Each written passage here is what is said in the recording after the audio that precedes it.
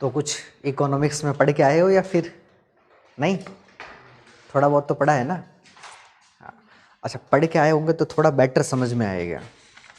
जैसे कारण क्या है पता है, इकोनॉमिक्स एक थोड़ा सा कॉम्प्लिकेटेड टाइप का सब्जेक्ट लगेगा, है नहीं वैसे, है ना? सब्जेक्ट बहुत अच्छा है। अब कितना आप समझ पाते हो, कितना मैं समझा पाता हूँ, वो एक अलग बात है ना? तो समझाने में तो ठीक ठाक ही है अपना मामला, लेकिन आप कितना समझ पाते हो इकोनॉमिक्स को, वो सबसे ज़्यादा क्या है, जरूरी रहेगा। ठीक है, तो क्या क्या चीज़ें पढ़ी है पहले ये बताओ मुझे थोड़ा सा। पढ़ा है कुछ इकोनॉमिक्स के बारे में? नहीं, घर से कुछ मैंने चैप्टर तो बताया तो था, मैंने कहा थोड़ा बहुत पढ़ के आना है। कल जो क्लासेस देखी थी एक, उसको तो थोड़ा बहुत ध्यानपूर्वक सुना था या फिर मौज मस्ती में निकाली है? अपने तो दोनों मोबाइल में लगे पड़े थे। पढ़ा था तो बता, जीडीपी किसे कहते हैं?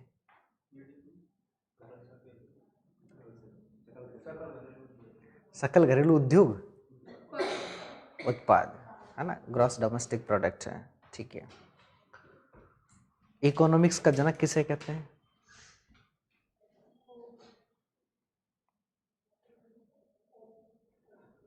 अपने क्या नाम है? नहीं,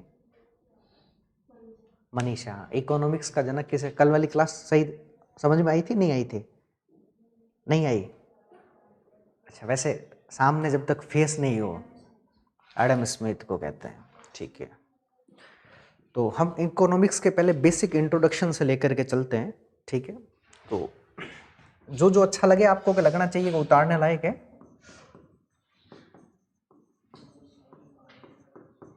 इंट्रोडक्शन को हिंदी में क्या कहेंगे भाई? आप कहीं पर भी जाते हो तो आपसे एक ही सवाल पूछता है कि आप अपना परिचय दीजिए। तो हमें सबसे पहले किसका परिचय देना है? इकोनॉमिक्स का परिचय देना है। ठीक है, इंट्रोडक्शन कैसे है इकोनॉमिक्स का। अब दो शब्द है, एक है इकोनॉमिक्स और एक है इकोनॉमी। नाम सुने हैं कभी भी, है ना? अच्छा ठीक है, अभी गलत फहमियाँ सारी हाथों हाथ ही दूर करते चलते हैं।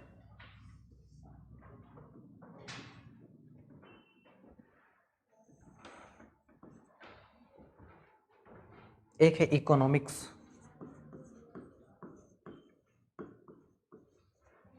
एक है इकोनॉमी।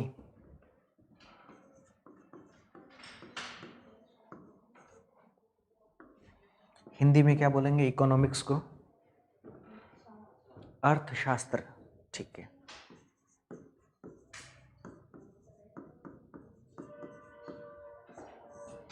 और इकोनॉमी को?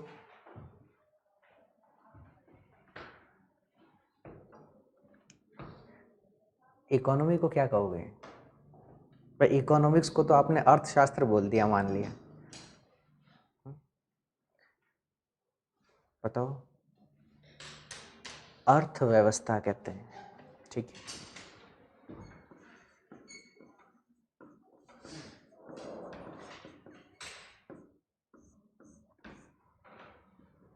दोनों एक है या अलग अलग है? अर्थशास्त्र और अर्थव्यवस्था एक ही होती है या अलग अलग होती है? अलग अलग होती है। मैंने तो एक पढ़ी थी फिर आज दिन तक। एक समझ ले, ऐसा क्यों समझे बता? अच्छा, हमारे सिलेबस में अर्थशास्त्र दे रखा है या अर्थव्यवस्था दे रखी होती है? अर्थव्यवस्था दे रखी होती है। चाहे राजस्थान की अर्थव्यवस्था लिखे, चाहे भारत की अर्थव्यवस्था लिखे, तो हमारे सिलेबस में वो लिखता है Indian economy, Rajasthan economy, world economy. ऐसा लिखेगा, यानी कि विश्व की अर्थव्यवस्था, भारत की अर्थव्यवस्था, या फिर राजस्थान की अर्थव्यवस्था, कुछ भी लिख सकता है, उनमें से कोई भी शब्द यूज कर सकता है। तो सबसे पहले दो शब्द ध्यान रखने हैं, इकोनॉमिक्स अलग है, इकोनॉमी अलग है ना? इकोनॉमिक्स का मतलब है आपका अर्थशास्त्र, और इकोनॉमी का मतलब है अर्थव्यवस्था है। ठीक है, हमें सिलेबस में पढ़ना किसको है? अर्थव्यवस्था को पढ़ना पड़ता है, यानी कि इकोनॉमी को पढ़ना पड़ता है, लेकिन बिना किसकी समझ के, अर्थशास्त्र की समझ के हम किसको नहीं समझ पाते? अर्थव्यवस्था को नहीं समझ पाएंगे, है ना। तो सबसे पहले हमें किसके बारे में पता होना चाहिए कि क्या चीजें हैं? हाँ, इकोनॉमिक्स के बारे में। तो पहले हम इंट्रोडक्शन देखते हैं इकोनॉमिक्स का। इकोनॉमिक्स को हिंदी में क्या कहोगे?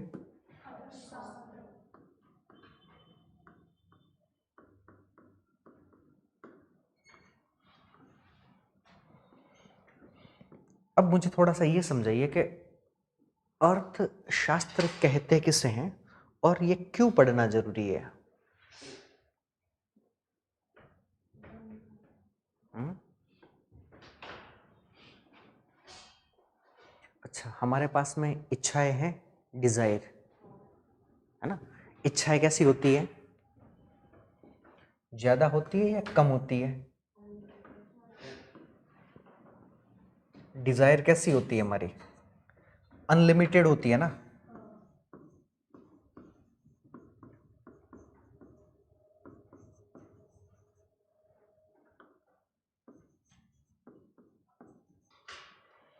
यानी कि इच्छाएं, इच्छाएं मतलब अनियमित या असीमित कह सकता हूं, कुछ भी लिख लो, है ना। तो असीमित इच्छाएं।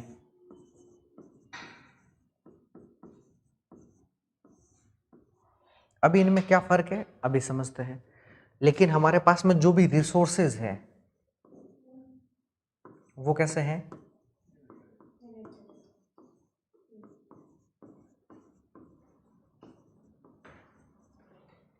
यानी कि जो संसाधन है वो कैसे हैं? सीमित है।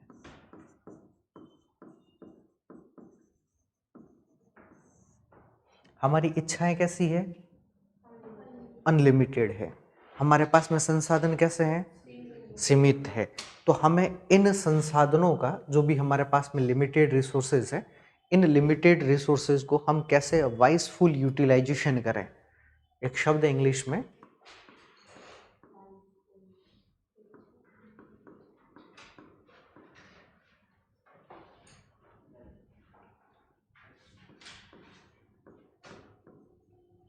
वाइसफुल यूटिलाइजेशन। वाइसफुल यूटिलाइजेशन का क्या मतलब है कि आप कैसे बुद्धिमुत मतलब बुद्धि के अनुसार या बुद्धिमत्तापूर्ण उसका उपयोग कर पाओ, उसको यूज कर पाओ, है ना। तो मैं हिंदी में क्या लिखूं? बुद्धिमत्तापूर्ण यूज,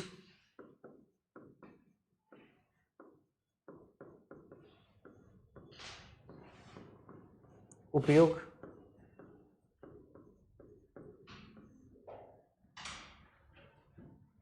ठीक है। या फिर इसे ही अगर मैं अन्य शब्द में कहना चाहूं कि मैं कैसा इसका वाइसफुल मैनेजमेंट कर पाऊं, है ना। मैनेजमेंट का मतलब प्रबंधन, है ना। तो दूसरे शब्दों में इसे ही कहा जा सकता है वाइसफुल मैनेजमेंट।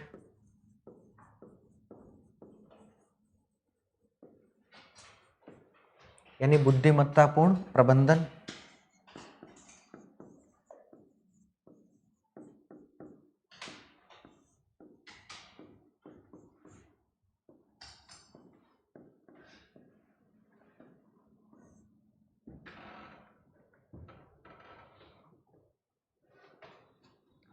ये सब किसके अंतर्गत पढ़ना होता है? हमें अर्थशास्त्र के अंतर्गत पढ़ना होता है। देखिए, जो भी मनुष्य है, हमारी इच्छा होती है कि जैसे मान लो मेरे पास 1 रुपया है, तो मैं चाहूंगा कि मेरे पास 1 का 10 हो जाए, है ना। तो मेरी इच्छा कैसी है? बहुत ज़्यादा होती है, जितनी ज़रूरत है उससे कहीं गुना ज़्यादा। तो मेरे पास में जो डिज़ायर है वो कितनी है? अनलिमिटेड है। ठीक है। लेकिन जितने हमारे रिसोर्सेज है, जितने हमारे पास में संसाधन है, वो संसाधन कैसे हैं? सीमित है। अब इन इच्छाओं को, असीमित इच्छाओं को सीमित संसाधनों के माध्यम से कैसे हम अपनी बुद्धि से, अपने मनोमस्तिष्क में अलग अलग पॉलिसीज बना करके, अलग अलग तरीके के माध्यम से उसका प्रबंधन करके, उसका मैनेजमेंट करके आप कैसे उसको यूज कर पाओ, ये सब किसके अंतर्गत पढ़ा जाता है? अर्थशास्त्र के अंतर्गत पढ़ते हैं, इकोनॉमिक्स के अंतर्गत पढ़ते हैं, ना कि इकोनॉमी में। ठीक है, बात समझ में आई, है ना। अब ऐसा नहीं तो ऐसा समझिए, जैसे जल एक संसाधन है या नहीं है? रिसोर्स है ना। क्या पृथ्वी पर जल ज्यादा है या कम है? कम है। पीने योग्य पानी कम ही है ना। तो हमारे पास में जो जल है वो सीमित है या असीमित है? सीमित है। लेकिन हमारी इच्छा करती है कि एक बाल्टी से नहाने की बजाय 4 से नहाए, 4 से 5 से नहाए। गर्मी में तो और ज्यादा, और सर्दियों में भी गर्म पानी में ठंडा पानी मिक्स करके नहाने की इच्छा होती है ना। तो संसाधन जल कैसा है? सीमित है। इच्छाएं क्या है हमारी? बहुत ज्यादा यूज करने की। लेकिन मैनेजमेंट भी तो कोई चीज होती है ना। आपको पता है कि अच्छा पानी घर की टंकी 500 लीटर की है, 500 लीटर की 2 दिन चलाना है। अब उस 2 दिन चलाने के लिए आप उसका क्या करोगे? बुद्धिमत्तापूर्ण यूज करोगे, यानी वाइसफुल आप उसका यूटिलाइजेशन करोगे, वाइसफुल उसका मैनेजमेंट करोगे। यही तो क्या है? अर्थशास्त्र है। अच्छा, हमारे पास में जमीन है ना, जो भी लैंड है, सीमित है या असीमित है? सीमित है ना। अब उस सीमित लैंड में आप कैसे उसका यूज करोगे? अब मेरे पास जमीन तो है, मान लो 5 बीघा है ना। मैं चाहूँ कि वो जमीन कितनी हो जाए? 50 बीघा। तो वो 5 से 50 हो तो नहीं सकती, लेकिन उसको आप 5 बीघे को ही कितने सही तरीके से उसको यूज कर पाओ कि उसमें खेती भी कर पाओ, रह भी लो, पशुओं के लिए भी काम आ जाए, सभी में काम आ जाए। तो वही क्या है? सीमित संसाधनों का असीमित इच्छाएं हैं। उन असीमित इच्छाओं को भी अपनाते हुए, है ना, उनको यूज करते हुए कैसे आप उसका मैनेजमेंट करोगे ताकि आपकी इच्छाएं भी पूरी हो जाए और संसाधन भी आपके पास में पर्याप्त बचे रहे। ये सब किसके अंतर्गत पढ़ा जाएगा? अर्थशास्त्र के अंतर्गत पढ़ा जाएगा। ठीक है। अब देखिए, कुछ चीज होती है जिसे मैं एक को कहता हूं नीड। नाम सुना ही है? नीड का मतलब है जरूरत। ठीक है, नाम सुना है। दूसरा एक होता है जिसे मैं कहता हूं वांट। वांट का मतलब क्या होता है? चाहत, है ना।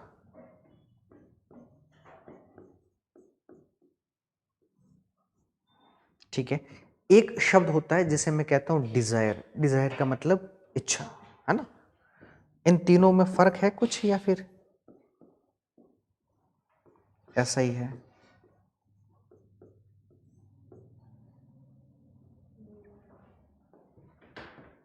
बताइए। तीनों में कुछ फर्क है या फिर ऐसे ही है? फर्क है। अच्छा, रोटी क्या है इन तीनों में से? नीड है। इसका मतलब वो चीज जो आपके लिए बहुत ज्यादा आवश्यक है, उसके बिना आपका कोई भी काम नहीं चल सकता। तो वो आपकी क्या है? जरूरत है? अगर मैं कहूं कि मुझे भूख लगी है, मैं रोटी की बजाय पिज्जा खाऊंगा, भाई मेरा काम किससे चल सकता है? रोटी से। लेकिन मुझे क्या चाहिए? पिज्जा चाहिए। ठीक है। अब मेरी इच्छा पड़ रही है कि मैं इस पिज्जे को और इस रोटी को ताज होटल में बैठ के खाऊं, होटल सिटी पैलेस में खाऊं।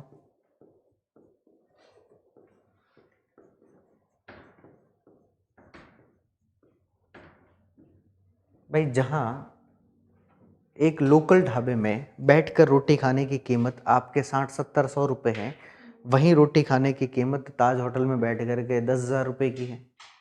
तो मेरा काम किससे चलेगा? लेकिन मेरी इच्छा क्या कर रही है? मैं कहाँ बैठ के खाऊं? ताज होटल में बैठ के खाऊं। तो इनमें से अगर मैं कहूं कि रोटी मेरी जरूरत थी, पिज्जा मैं चाहता हूं कि खाऊं, नहीं भी खा लूंगा तो मर नहीं जाऊंगा इसके बिना। लेकिन इन दोनों को अगर मैं इन दोनों जगह बैठ के खाऊंगा तो पैसा ज्यादा लगेगा या कम? तो इसका मतलब है कि हमारे पास में संसाधन कैसे हैं? कम है। उन संसाधनों को इच्छाएं हमारे पास में बहुत ज्यादा है। ये सारी इच्छा ही तो है ना। ये आपको बता रही है कि नहीं ताज में बैठ के खाओ, होटल सिटी पैलेस में बैठ के खाओ, और कहीं पे बैठ के खाने की इच्छा होगी, माउंट एवरेस्ट पे बैठ के खाऊंगा, है? तो वो क्या है? मेरी इच्छा है। अब इच्छाओं को मार तो नहीं सकते, तो उसके लिए पैसा कमाओ फिर। और पैसा कमाने के लिए क्या पढ़ना पड़ेगा? अर्थशास्त्र पढ़ना पड़ेगा। तो इस बात को समझ में आया कि कैसे अर्थशास्त्र के अंतर्गत हम सीमित संसाधनों का है ना, मैक्सिमम यूटिलाइजेशन कर पाए, ताकि हमारी ज़रूरतें भी समाप्त हो जाए, हमारी इच्छाओं को भी हम पूरा कर पाए, है ना, और हमारी जो चाहत हैं हम उनको भी यूज कर पाए। इन तमाम को जिसके अंतर्गत पढ़ा जाता है वो क्या है? ये तो हुई अपने घरेलू स्तर की बात। अब हमें कोई घर की अर्थशास्त्र तो पढ़ना नहीं है ना, पढ़ना किसकी है? देश की, राज्य की, विदेशों की। इसका मतलब जो भी गवर्नमेंट है उस सरकार के पास में आय के स्रोत सीमित है या असीमित है? सीमित स्रोत है। उन सीमित स्रोतों का, उस सीमित स्रोत का कैसे सरकार यूटिलाइजेशन करेगी, वो किसके अंतर्गत पढ़ते हैं? अर्थशास्त्र के अंतर्गत पढ़ते हैं। यही तो बात है। इतना मामला समझ में आया? इसको छापिए, फिर लिखिए 2 लाइनें। छाप तो लिया ही होगा। ये वाली लिखना चाहो तो लिख लो, ये तो समझाने के लिए है। हाँ, लिखना चाहो तो लिख लो ताकि पता रहे, एग्जाम्पल तो याद आते रहे। कल के उठ के दिन मान लो आप आईएएस बनो ना बनो, और इच्छा करे कि हम तो बस इकोनॉमिक्स के टीचर ही बनेंगे, तो ये सब चीजें काम आएगी उस समय, है ना, समझाने के लिए तो काम आएगी ना, वरना उदाहरण कहाँ से लाओगे?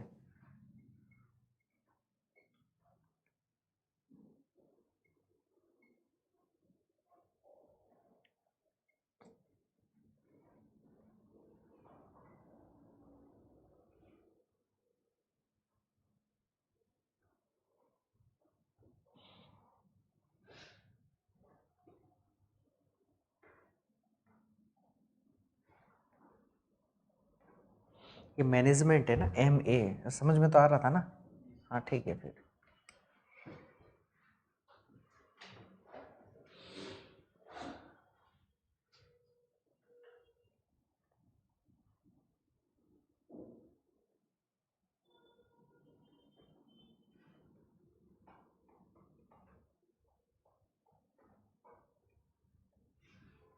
हो गया। लिखिएगा, अर्थशास्त्र के अंतर्गत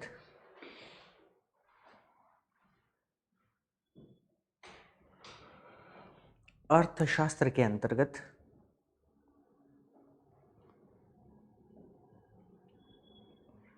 किसी भी वस्तु या सेवा, किसी भी वस्तु या सेवा के उत्पादन, किसी भी वस्तु या सेवा के उत्पादन, कौमा, वितरण, वितरण वितरण तथा तथा उपभोग,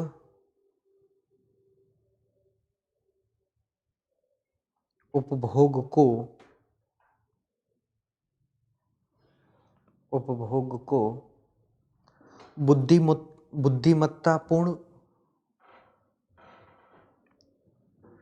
प्रयोग व प्रबंधन, बुद्धिमत्तापूर्ण प्रयोग व प्रबंधन, बुद्धिमत्तापूर्ण प्रयोग व प्रबंधन के माध्यम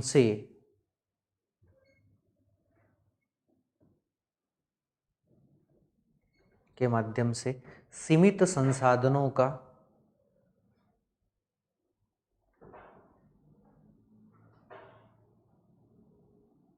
सीमित संसाधनों का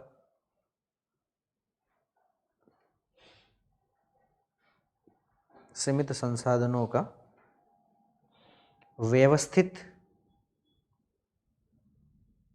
सीमित संसाधनों का व्यवस्थित प्रयोग प्रयोग किया जा सकता है या प्रयोग किया जाता है। सीमित संसाधनों का व्यवस्थित प्रयोग किया जाता है, जिससे जिससे मनुष्य की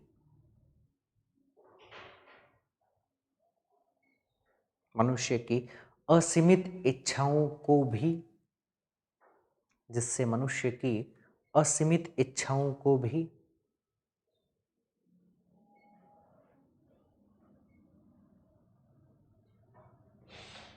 प्रबंधन के माध्यम से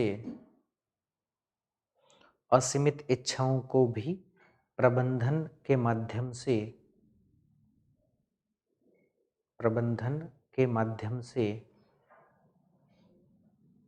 क्या किया जाए, प्राप्त किया जा सके।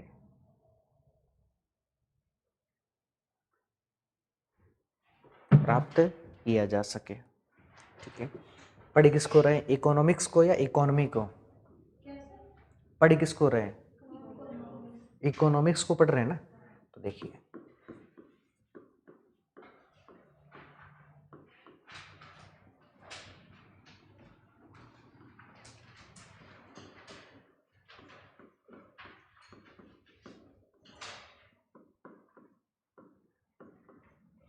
इकोनॉमिक्स एक ऐसा विषय या फिर सब्जेक्ट है, कैसा विषय या सब्जेक्ट है जिसमें किसी भी विषय वस्तु का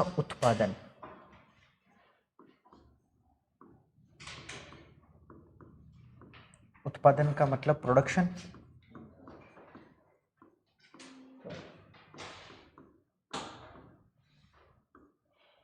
एक शब्द तो लिखा है उसमें देखिए अपन ने प्रोडक्शन, एक शब्द लिखा होगा वितरण, लिखा है तो नंबर दूसरा वितरण। वितरण का मतलब है डिस्ट्रीब्यूशन।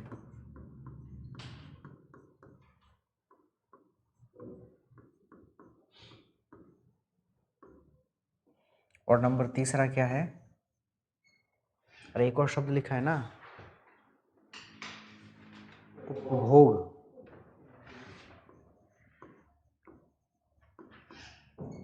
उपभोग का मतलब कंजम्पशन।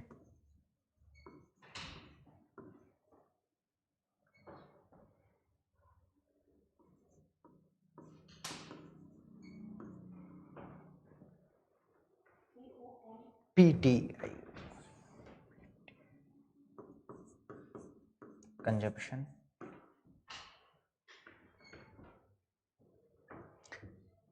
इसमें तीन चीजें ही होती है इकोनॉमिक्स में। नंबर पहला प्रोडक्शन, दूसरा डिस्ट्रीब्यूशन, नंबर तीसरा कंजप्शन। ठीक है, यानी कि अर्थशास्त्र के अंतर्गत मुख्य रूप से अगर मैं बात करूं तो क्या होगा, उत्पादन होगा, वितरण होगा और उपभोग होगा। अच्छा, किसका उत्पादन, वितरण और उपभोग होगा? तो मैं कह सकता हूं या तो कोई होगी वस्तु या फिर दूसरी क्या होगी, सेवा। वस्तु का मतलब गुड्स एंड सेवा का मतलब सर्विस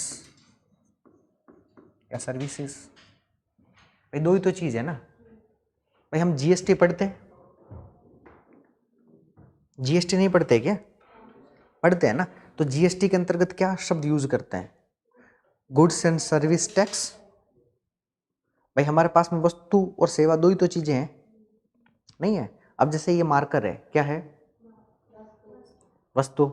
आप मुझसे ले रहे हो, क्या है ये, यानी कि अगर किसी सामान की प्राप्ति हो, जैसे मैंने ये पैनल खरीदा, क्या थी ये? आपने मोबाइल खरीदा, क्या थी? वस्तु थी, है ना। आपने पेन खरीदी, वस्तु। आपने जो रजिस्टर खरीदा, वस्तु। आप बैंक में गए और वहां से आपने पैसा जमा करवाया और उस चीज का भी बैंक आपसे पैसा लेता है। आपने कुछ खरीदा, आपको कुछ मिला, तो क्या था, सेवा थी। आप कोचिंग में आए, मुझे फीस दी, ठीक है, और फीस जो भी दी आपने मुझे, तो आपने मुझसे कुछ लिया, मैंने आपको कुछ दिया ना, आपने मुझसे कुछ लिया ना मैंने आपको कुछ दिया, लेकिन जो दिया वो क्या है, सर्विस है। भाई आप कोचिंग को पैसा जो दे रहे हो किस बात का देते हो, पढ़ने का।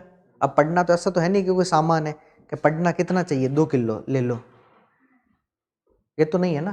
तो है क्या, सर्विसेज है। तो वस्तु और सेवा में कुछ तो फर्क होगा, है ना। गुड्स और सर्विस में कुछ तो फर्क होगा। बताओ गुड्स और सर्विस में क्या फर्क होता है फिर?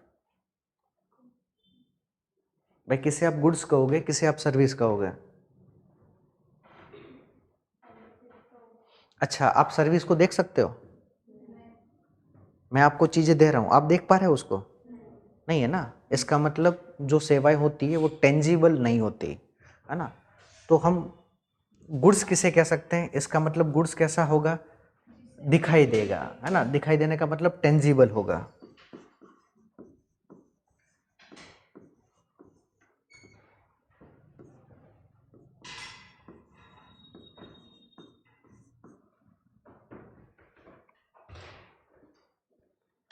वस्तु तो वही है ना जो टेंजिबल है। भाई बोर्ड है, दिखाई दे रहा है, इसका मतलब है मार्कर है, दिखाई दे रहा है, इसका मतलब वस्तु है या सेवा है?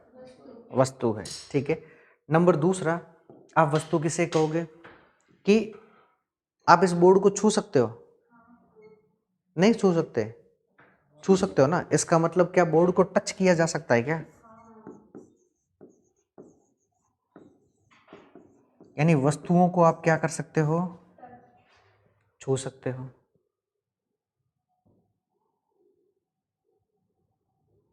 ठीक है। नंबर तीसरा, काउंट का मतलब क्या होता है? अगर मान लो यहाँ पर नंबर ऑफ पैनल्स बहुत सारे हो, नंबर ऑफ आपके पास में बुक्स बहुत सारी होती है, आप उसको काउंट कर सकते हो? आपने मुझसे जो भी ली, आप उसको क्या छू सकते हो? सर्विस को छू सकते हो? आप उसको काउंट कर सकते हो कि इतनी सर्विस ली है नाप तोल करके? नहीं है ना? इसका मतलब वस्तुएं वो होती है जो हमें दिखाई दे सकती है, वस्तुएं वो होती है जिसे हम छू सकते हैं, वस्तुएं वो होती है जिसे हम काउंट कर सकते हैं, वस्तुएं वो होती है जिसे हम स्टोर कर सकते हैं।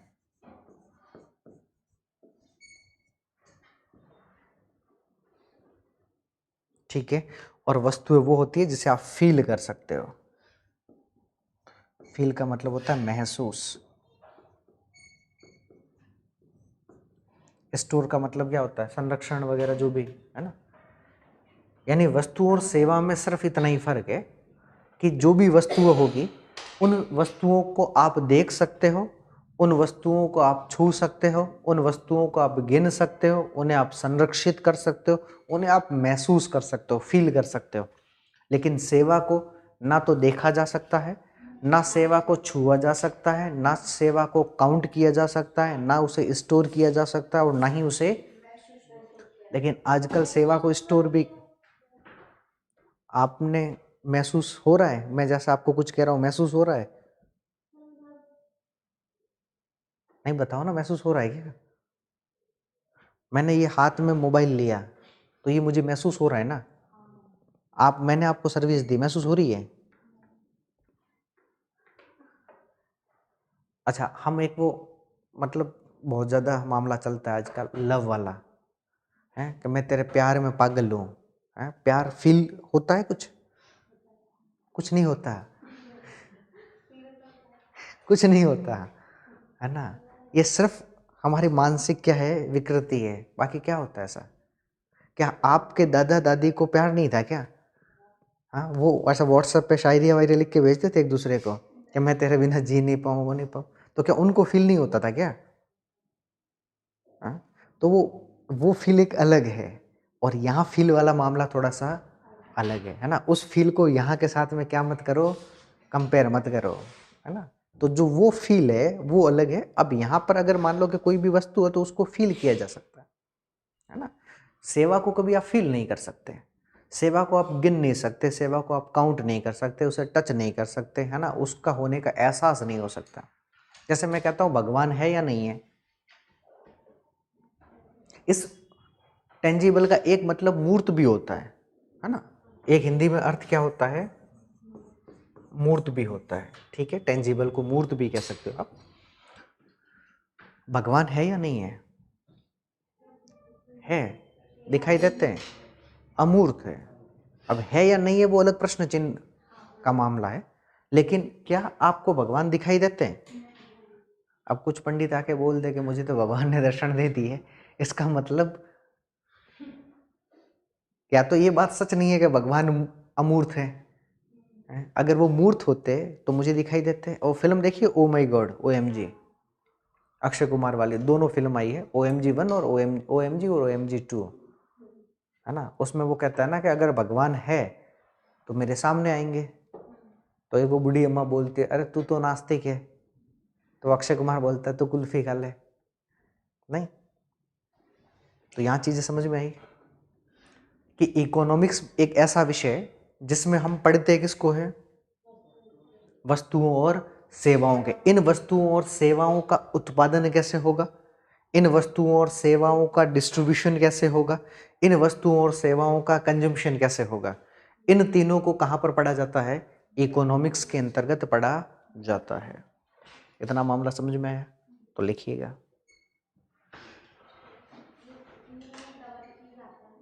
FWL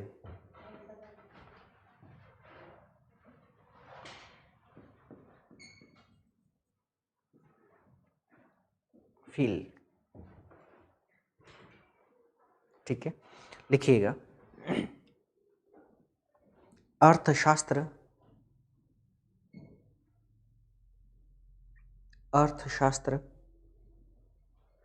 एक ऐसा विषय है, अर्थशास्त्र एक ऐसा विषय है जिसके अंतर्गत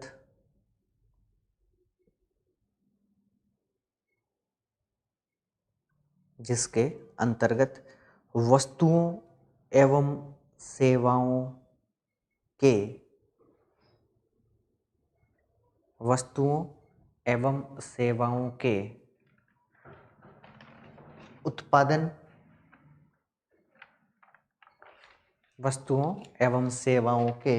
उत्पादन, कौमा वितरण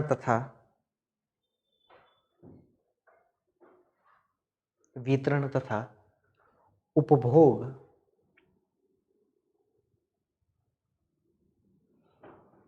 वस्तुओं एवं सेवाओं के उत्पादन, वितरण एवं उपभोग को वैज्ञानिक पद्धति के माध्यम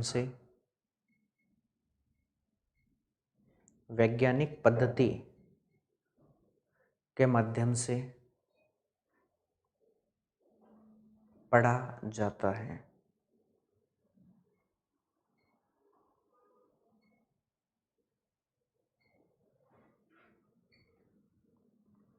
ठीक है, यहाँ तक समझ में आया। यानी कि हम जिस सब्जेक्ट को पढ़ रहे हैं उसके अंतर्गत हमें दो चीजें देखने को मिलती है, एक तो है इकोनॉमिक्स और एक है आपका इकोनॉमी, है ना। तो अभी हमने जो भी समझा है वो किसके रिगार्डिंग में था, इसका मतलब इकोनॉमिक्स क्या है, एक सब्जेक्ट है और इस सब्जेक्ट के अंतर्गत हम पढ़ते हैं किसको है,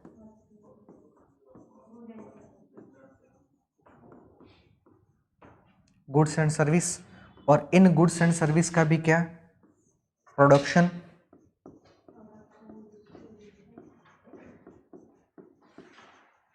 दूसरा इसका डिस्ट्रीब्यूशन,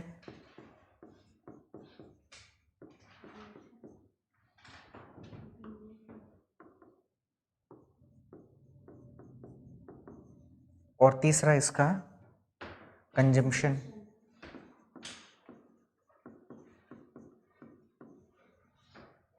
ये तीनों चीजें किसके अंतर्गत पढ़ी जाती है, अर्थशास्त्र के अंतर्गत पढ़ते हैं। अब गुड्स क्या होते हैं, सर्विस क्या होती है, ये समझ गए हम, ठीक है। इसी से आगे रिलेट करता हुआ एक चैप्टर मिलेगा, goods and service tax, GST जिसे हम कहते हैं। अब हमें किसको समझने की जरूरत है, अर्थव्यवस्था को समझने की जरूरत है, क्योंकि अंततः हमारे टॉपिक में अर्थव्यवस्था ही दे रखी है, इकोनॉमी दे रखी है।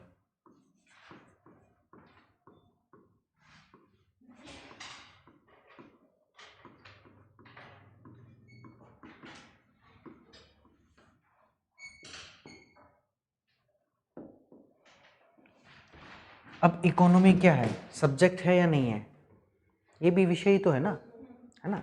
वैसे दोनों अलग अलग नहीं है, लेकिन फर्क क्या क्या है, मैं थोड़ा सा इस पे ही बात की है।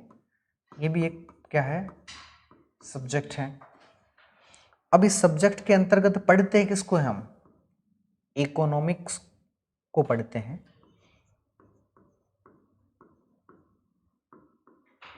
इकोनॉमिक्स का मतलब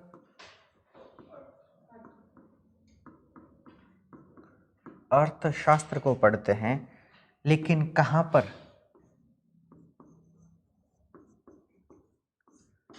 किसी भी देश या राज्य की भौगोलिक सीमा,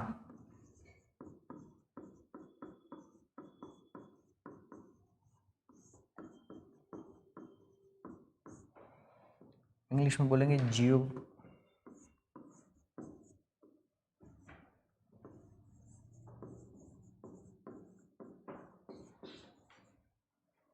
जियोग्राफिकल बाउंड्री, या फिर आप एरिया भी कह सकते हो, क्षेत्र, है ना। किसी भी देश या राज्य की भौगोलिक सीमा के अंतर्गत जो भी इकोनॉमिक्स है, अर्थशास्त्र है, उस अर्थशास्त्र के सिद्धांतों को पढ़ा जाता है। अर्थशास्त्र के व्यवहारिक सिद्धांतों को पढ़ा जाता है।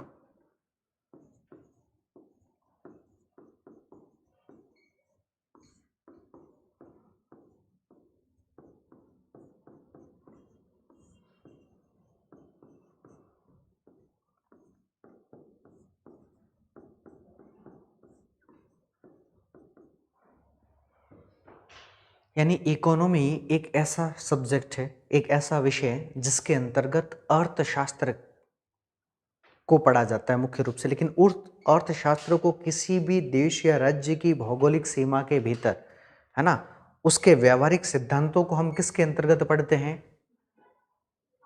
अर्थशास्त्र के अंतर्गत। इसका सीधा सा मतलब है कि इस इकोनॉमिक्स का व्यवहारिक प्रयोग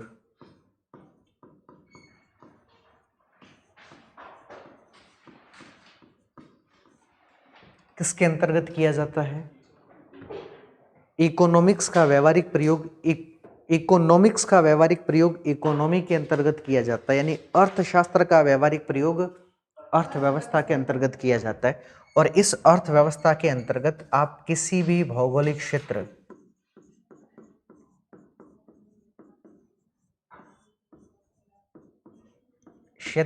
या फिर सीमा के अंतर्गत आप इसको क्या करते हो? पढ़ते हो। सीधा सा मामला है।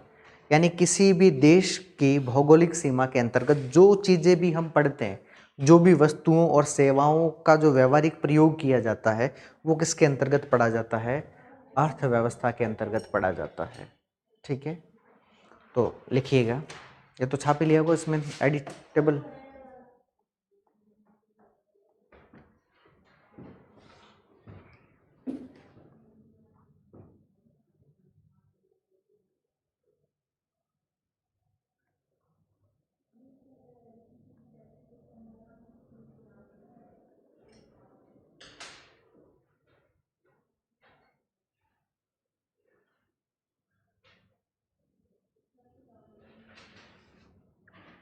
इसीलिए कहते हैं कि economy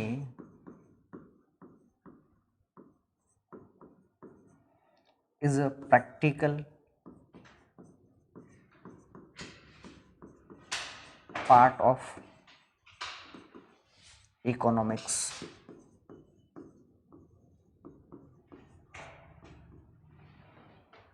economy is the practical part of economics, है ना। ये भी लाइन लिखना चाहो तो कहीं पे लिख लो, एक ही जगह द भी लिखो तो गलत नहीं होगा, द लिख लो चाहे। Economy is the practical part of economics.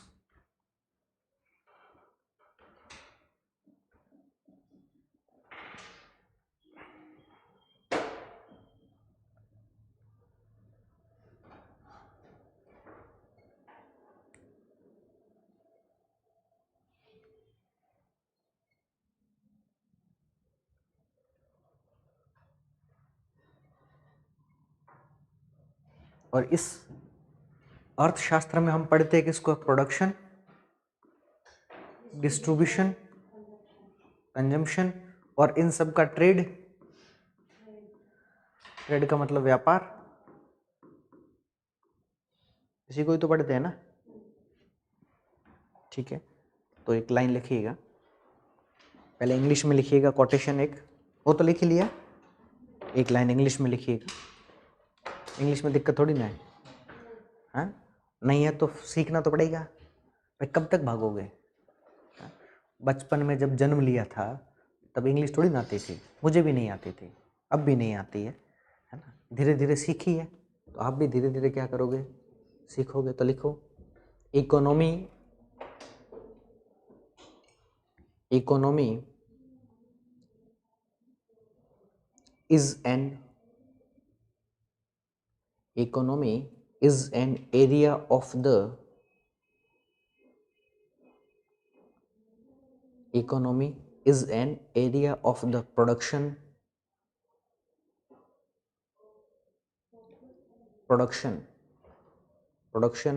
comma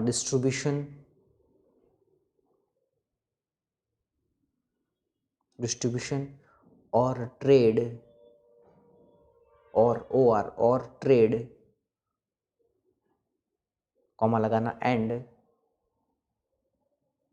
and consumption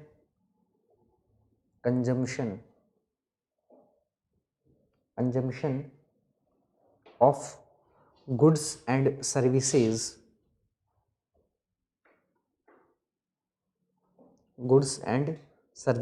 by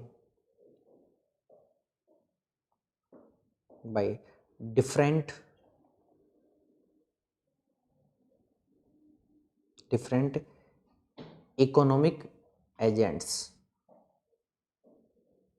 by different economic agents। ठीक है, लिख लिया। अब कितना लिखा है सही, मैं पहले चेक करना चाहूँगा।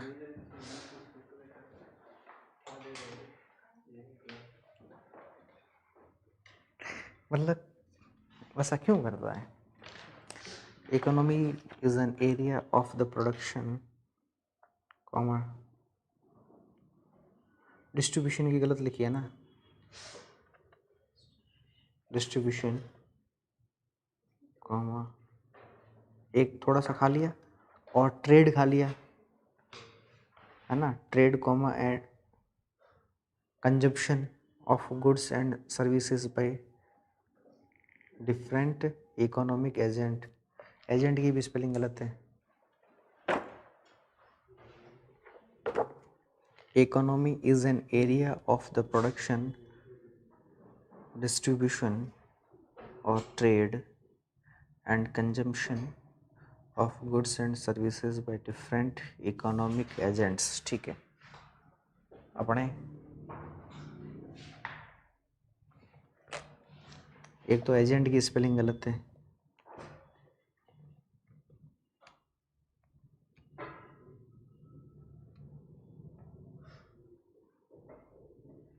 डिफरेंट की गलत है, इकोनॉमिक बोला था, इकोनॉमिक्स थोड़ी बोला था मैंने, इकोनॉमिक ही बोला था ना, इकोनॉमिक्स नहीं था। एजेंट की गलत है,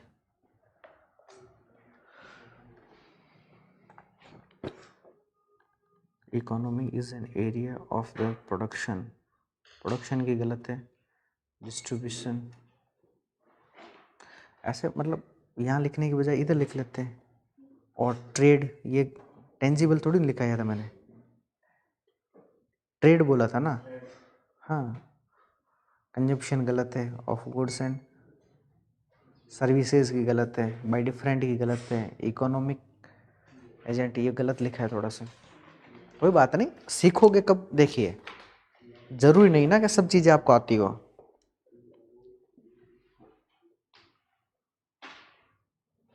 कोई बात नहीं, धीरे धीरे प्रैक्टिस करोगे तो सीखने में आ जाएगा अपने।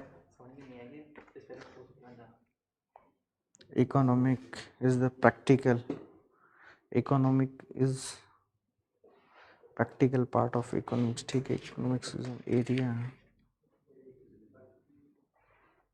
ये क्या लिखा है, अपने एंड का है क्या? Is an an A N अच्छा, लिखाया था, है।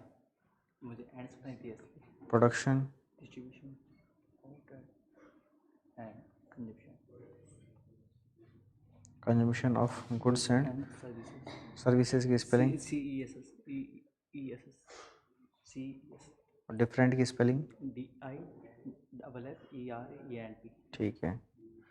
इकोनॉमी थोड़ी था, इकोनॉमिक था, इकोनॉमी था सर। इकोनॉमिक था ना, इकोनॉमिक बोला था मैंने, इकोनॉमिक एजेंट, ठीक है। मतलब एक चीज़ थोड़ा सा यहाँ तक समझ के चलिएगा, इकोनॉमिक्स को लिखा गया दरअसल इंग्लिश में, है ना, और बाद में हम उसको हिंदी में क्या करते हैं, पढ़ते हैं। तो जैसे ही इसमें ज़्यादातर शब्द हमें इंग्लिश के ही मिलेंगे, और इंग्लिश वाले शब्द याद करना थोड़ा सा आसान होगा बजाय हिंदी के, क्योंकि इकोनॉमिक्स में हिंदी के शब्द बहुत ज़्यादा टफ आएंगे, बहुत ज़्यादा क्लिष्ट हमें देखने को मिलेंगे। थोड़े थोड़े दिन, मतलब 2-4 दिन तो ऐसा अटपटा लगेगा, उसके बाद में क्या आ जाओगे, फ्लो में आ जाओगे, ठीक है। तो अब एक चीज़ समझ में आई कि इकोनॉमिक और इकोनॉमिक्स में डिफरेंस क्या क्या है। हमें सिलेबस में इकोनॉमिक्स को पढ़ना है या इकोनॉमी को पढ़ना है, इकोनॉमी को पढ़ना होता है, ठीक है। अब अगर कल की क्लास अगर आपने ध्यानपूर्वक देखी हो तो हम इकोनॉमिक्स को पढ़ेंगे या इकोनॉमी को पढ़ेंगे, इकोनॉमी को पढ़ना है। और इकोनॉमी को पढ़ते समय हमें ये ध्यान रखना है कि हमें किसी भी देश या राज्य की भौगोलिक सीमा के भीतर पढ़ना है। उस देश या राज्य की भौगोलिक सीमा के भीतर कितनी वस्तुओं और कितनी सेवाओं का प्रोडक्शन हो रहा है, उसका डिस्ट्रीब्यूशन होता हो और उसका कंजम्पशन कैसे होता हो, इसी चीज़ों को हमें वैज्ञानिक पद्धति के माध्यम से जिस विषय के अंतर्गत पढ़ना होता है वह विषय कौन सा है, हमारा इकोनॉमी है, ठीक है। तो हमें दरअसल पढ़ना किसको है, इकोनॉमी को ही पढ़ना है। तो सबसे पहले हमें ये ध्यान रखने की ज़रूरत है कि दरअसल हम मनुष्य हैं, जैसे कल की क्लास में भी आपको पता है, थोड़ा बहुत इंट्रोडक्शन जो आपने देखा होगा कि दरअसल हम मनुष्य हैं, और मनुष्य की हमारी जो चाहत होती है वो अनलिमिटेड वांट्स होती है। चाहत हमारी बहुत ज़्यादा होती है। अगर मेरे पास में 1 रुपया है तो मैं चाहता हूँ मेरे पास में 1 का 10 हो जाए, 10 का 100 हो जाए, 100 का 1000 हो जाए। तो हमारे पास में जो चाहत है वो चाहत कैसी होती है, लेकिन जो भी हमारे पास में रिसोर्सेज हैं, है ना भाई, जो मनुष्य है, मान लो इस ह्यूमंस की जो वांट है वो कैसी है, अनलिमिटेड है, अनियमित चाहत होती है। लेकिन जो हमारे पास में रिसोर्सेज है वो रिसोर्सेज कैसे हैं, लिमिटेड है ना। अब इस लिमिटेड के लिए एक और शब्द प्रयोग किया जाता है, स्कैर्स, है ना। क्या शब्द यूज करते हैं, स्कैर्स शब्द का यूज करते हैं। इस स्कैर्स का मतलब भी होता है सीमित होता है। तो जो भी हमारे पास में रिसोर्सेज है वो सारे के सारे कैसे हैं, सीमित रिसोर्सेज हैं। अब इन सीमित रिसोर्सेज का, जो सीमित संसाधन है, इन सीमित संसाधनों का हम कैसे एलोकेशन करें। एलोकेशन समझते हो, एलोकेशन का मतलब क्या होता है, आवंटन, है ना। एलोकेशन CATION, एलोकेशन, एलोकेशन शब्द होता है, एलोकेशन, एलो, हाँ वैसे सही शब्द है, एलोकेशन होता है ना। अब इसका एलोकेशन का मतलब होता है आवंटन, बंटवारा। आप किसी का भी नहीं करते हो, वैसे सही शब्द तो आवंटन है कि सरकार या हम लोग, भाई हमारे पास में घर में 5 बीघा ज़मीन है, 10 बीघा ज़मीन है, 10 बीघा ज़मीन है, भाई है 3। अब एक भाई चाहता है कि मैं 10 की 10 ले लूँ, दूसरा चाहता है कि हम दोनों 50-50 ले लें, वो 10 है उसको हटा देते हैं। लेकिन पापा जी क्या काम करेंगे, उसको सही ढंग से बंटवारा करेंगे, आवंटन करेंगे कि नहीं, देख इतनी तेरे हिस्से में, इतनी इसके हिस्से में, इतनी इसके हिस्से में। तो वो एलोकेशन ही तो किया, आवंटन ही तो दरअसल किया।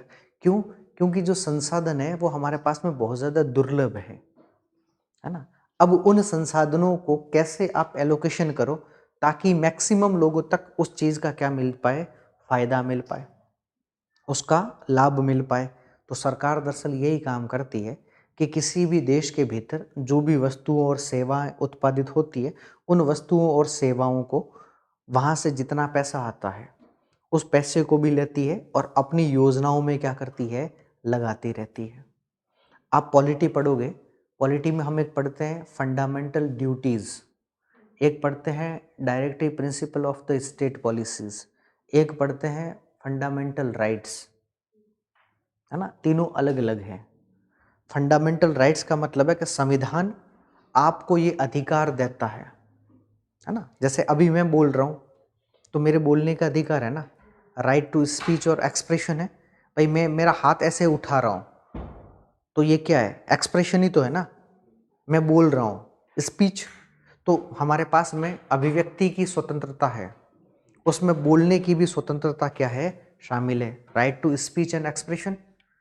भाई अगर मैं कहूँ अच्छा क्या बोलने की स्वतंत्रता में शांत या न बोलने की स्वतंत्रता भी शामिल है या नहीं है?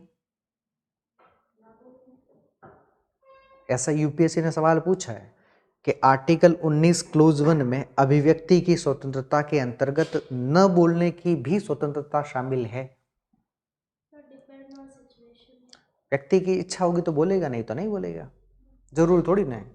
मैं आपसे क्लास में पूछूं सवाल, आपकी इच्छा हो तो बताओ, नहीं हो तो मत बताओ, है ना। अगर मैं कहूँ कि बाहर चले जाओ तो कहना कि नहीं सर, संविधान ने हमें क्या दे रखा है, अधिकार दे रखा है कि हम बोले भी और नहीं भी बोले, है ना। लेकिन गलत जगह बोलना और गलत जगह ना बोलना वो अपने अलग बात है, ठीक है। तो अलग अलग प्रकार के राइट्स दे रखे, वो सारे के सारे फंडामेंटल राइट्स हैं जिसे आप मौलिक अधिकार कहते हो। दूसरा, अभी चुनाव हुए हैं राजस्थान में, नेताओं ने कहा होगा कि हम ये कर लेंगे, है ना, जमीन आसमान सितारे तोड़ कर दे देंगे आपको, गैस के भाव ये कर देंगे, लाइट इतना, बिजली इतनी, ये उतना करते हैं ना। मतलब सरकार जो वादा करती है वो किसके अंतर्गत करती है, डीपीएसपी के अंतर्गत करती है, directive principle of the state policy के अंतर्गत वो करती है। यानी सरकार जो भी नीतियां बनाती है ना, जो भी पॉलिसीज बनाती है, वो पॉलिसी किसके अंतर्गत बनाती है, डीपीएसपी के अंतर्गत बनाती है, directive principle of the state policy, Hindi में कहोगे राज्य के नीति निदेशक तत्व। और इन नीति निदेशक तत्व के तहत सरकार मुख्य रूप से एक ही काम है, पॉलिसी मेकिंग।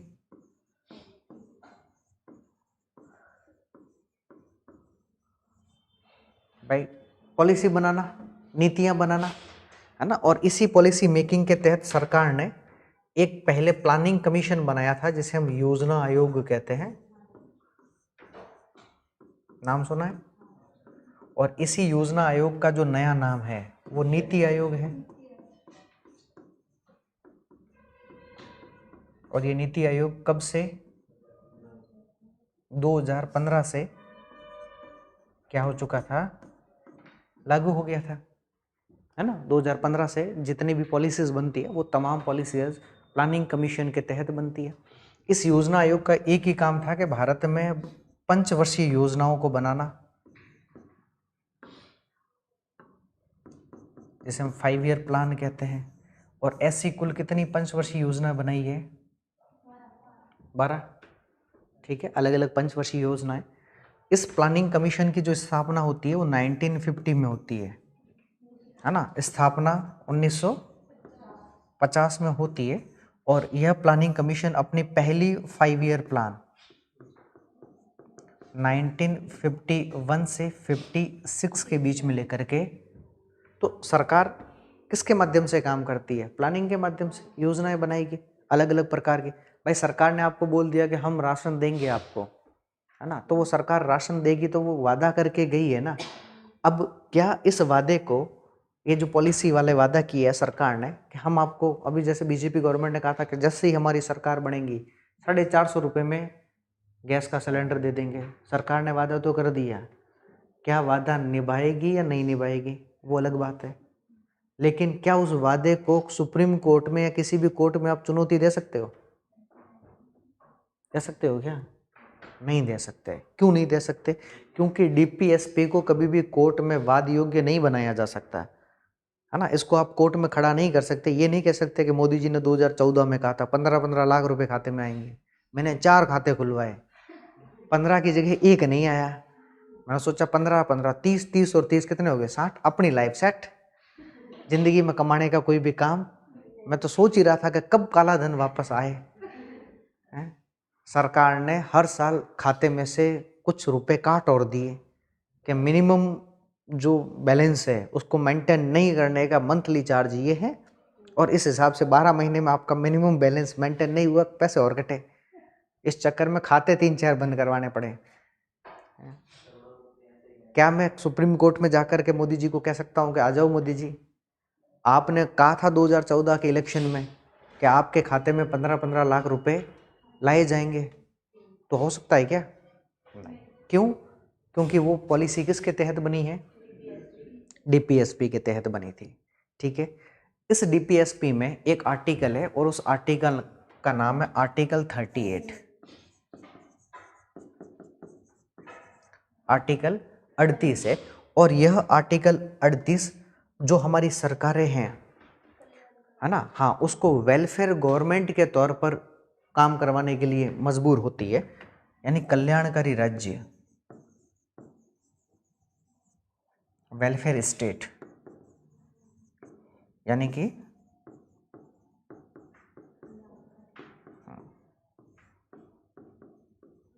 तो सरकारें कल्याणकारी राज्य होने का क्या करती है? दावा करती है ना। अब वो कितनी कल्याणकारी है, कितनी नहीं है, वो हमारा विषय नहीं है क्लास का, है ना। वो चुनावी भाषणों का विषय हो सकता है ना, अलग अलग नेताओं का विषय हो सकता है, हमारा मामला नहीं है।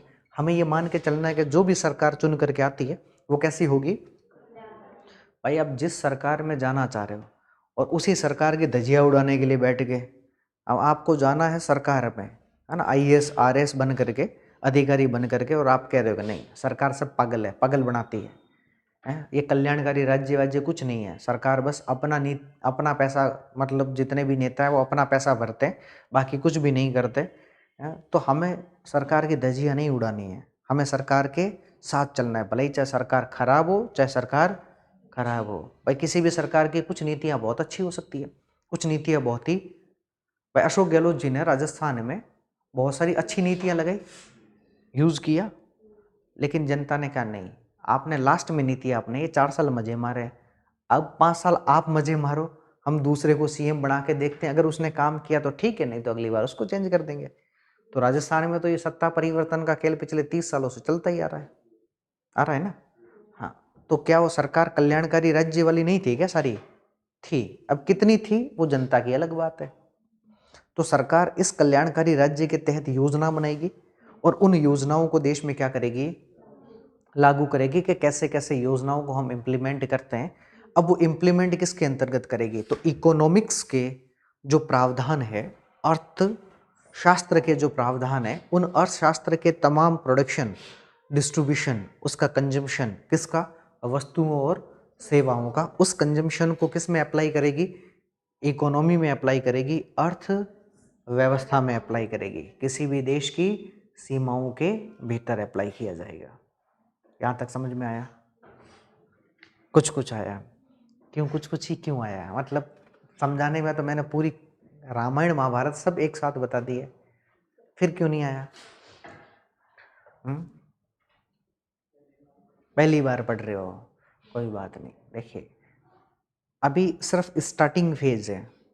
स्टार्टिंग फेज में क्या होता है कि सब चीज़ों को एक साथ लाना पड़ता है ना। इंट्रोडक्शन वाले पार्ट में बहुत सारे शब्द ऐसे, फिर आगे वाले जो भी टॉपिक रहेंगे वो सारे के सारे वैसे ही रहते हैं, इंटरेस्टेड। आप मज़े करो और साथ में पढ़ते चलो, ठीक है। इनमें से सवाल बनेगा, लेकिन मेंस के हैं, यहाँ से पीटी का कोई भी सवाल, अब वो मेंस में ये लिख सकता है कि अब वो पॉलिटी को किससे लिंक करेगा? इकोनॉमिक्स के साथ में लिंक करेगा, इकोनॉमी के साथ में लिंक करेगा। इकोनॉमी में हम पढ़ते हैं कि सरकार को योजनाएं बनानी है, तो वो कहेगा कि भारतीय संविधान के अनुच्छेद 38 में कल्याणकारी राज्य होने का दावा किया जाता है, जो भारत में योजनाओं के क्रियान्वयन के लिए अपना महत्वपूर्ण भूमिका निभाता है। चूंकि वर्तमान राजस्थान के इलेक्शन के संदर्भ में, ऐसा लिख लेगा घुमा करके ऐसा ही, है ना, और फिर आगे मामले कुछ भी जोड़ करके सरकार की योजनाओं के बारे में बताओ। अब आप कंफ्यूजन, करंट अफेयर का सवाल है, पॉलिटी का सवाल है, इकोनॉमिक्स का सवाल है ना, तो सवाल ऐसे ही घुमाए जाते हैं। जब देखिए मुफ्त की रेवड़ियों वाला वाद यही है, और वो मामला चल रहा है दिल्ली को लेकर के ज़्यादा, तो है ना। अब दिल्ली में ज़्यादा केजरीवाल जी कहते हैं कि देखिए सब कुछ ठीक है, जब नेताओं को इतना पैसा मिलता है तो मैं जनता को दे रहा हूँ, उसमें क्या गलत बात है ना। जब नेताओं को इतनी यूनिट बिजली फ्री मिलती है, एमएलए को और वगैरह एमपी को, तो मैं जनता को बांट रहा हूँ, इसमें क्या फ़र्क है। अच्छा, मैं बांट करके भी सरकार को प्रॉफिट में चला रहा हूँ, अब क्या दिक्कत है। जब आप लोग, पहले वाली जो सरकारें थी, आप लोगों ने फ्री में कुछ नहीं बांटा, फिर भी आप कहते थे कि हमें घाटा होता था, और हम कह रहे हैं कि हम बांट रहे हैं फ्री में, फिर भी हम कह रहे हैं कि हम प्रॉफिट में चल रहे हैं। तो फिर हम चाहे कुछ भी करें ना, हमें सरकार अपने तरीके से चलानी है। तो सुप्रीम कोर्ट में कितना भी मामला चला जाए, है ना, आर्टिकल 38 यही कहता है। एक्चुअल में डीपीएसपी तो यही कह रहे हैं ना, सरकार कल्याणकारी राज्य होने के लिए कुछ भी दावा कर सकती है और कल्याणकारी राज्य बनेगी। अब जैसे मान लो अशोक गहलोत जी ने राजस्थान में हेल्थ सेक्टर में बहुत अच्छा काम किया, ऐसे पूरे इंडिया में कोई भी एक ऐसा स्टेट नहीं है जहां पर हेल्थ सेक्टर को लेकर के इतने बहुत अच्छे काम किए गए हो जैसा राजस्थान में किसने कर रखा था, अशोक गहलोत जी ने कर रखा था। अच्छा, जो हेल्थ सेक्टर में अच्छे काम किए, तो क्या आप सुप्रीम कोर्ट में उसको चुनौती दे सकते थे क्या, कि नहीं अशोक गहलोत जी ने चिरंजीवी योजना के तहत 25-25 लाख रुपए की रेवड़ियां बांट दी। जरा उससे पूछ करके देखिएगा जिसके घर में पैसा नहीं था और उन लोगों को उसका बेनिफिट मिला है, तो वो उनके लिहाज से सोच करके देखिए। भाई एक अमीर व्यक्ति है, उसको क्या फर्क पड़ेगा, कुछ भी फर्क नहीं पड़ेगा। कुछ टाइम पहले मेरा एक्सीडेंट हुआ था अभी, है ना, ये जो लगी है चोट वोट आई थी, ये रात को मेरे पास में फूटी कौड़ी नहीं थी जेब में। अब मुझे मान लो प्राइवेट हॉस्पिटल ले गए होते तो मैं पैसा ही कहाँ से, वो जाते ही कहता कि भाई साहब 5,000 जमा करवाओ, मैं 5,000 कहाँ से ला के देता, उस समय मेरे पास में फूटी कौड़ी नहीं थी। भाई पैसा मेरे पास कैश तो था नहीं, मोबाइल टूट गया, पैसा कहाँ से जाएगा बताओ। लेकिन गवर्नमेंट हॉस्पिटल था, तब कुछ नहीं पूछा उन्होंने ना, ये पूछा कि रसीद भी कटवाओ, तुरंत फटाफट में क्या हो गया, दवाइयाँ और फुगट में, कि भाई साहब ये लो दवाइयाँ, ये और लेके जाओ, एक्सरा और 15 मिनट में निकाल के दिया, है ना। तो क्यों ऐसा क्यों है, क्योंकि सिस्टम को चेंज किया उन्होंने, है ना। तो किसके तहत चेंज किया है। अब आप इसको कोर्ट में चाहे किसी भी आधार पे चुनौती दे दो, चाहे कह दो रेवड़ियाँ बांट रहे हैं, सरकार कह देगी नहीं, हमने वेलफेयर स्टेट होने का पूरा अपना उत्तरदायित्व, चूंकि जनता ने हमें भेजा ही इसीलिए कि हम जनता के लिए कुछ पॉलिसी मेकिंग करें, तो हम तो कर रहे हैं ना। इसमें रेवड़ियाँ बांटना समझ लो या चाहे कुछ भी समझ लो, है। तो वैसे होने वाला कुछ भी नहीं है उनमें, ठीक है। थोड़ा आगे बढ़े फिर, अब बहुत हो गया। अच्छा, एक शब्द है इकोनॉमिक्स,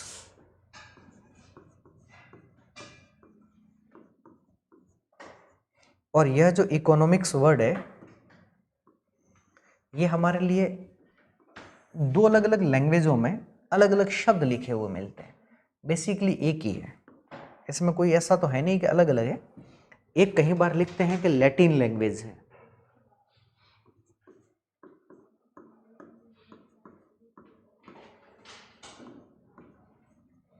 अर्थात लैटिन भाषा है।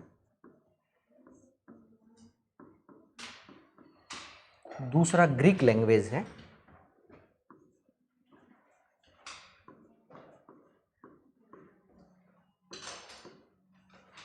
अर्थात ग्रीक भाषा है।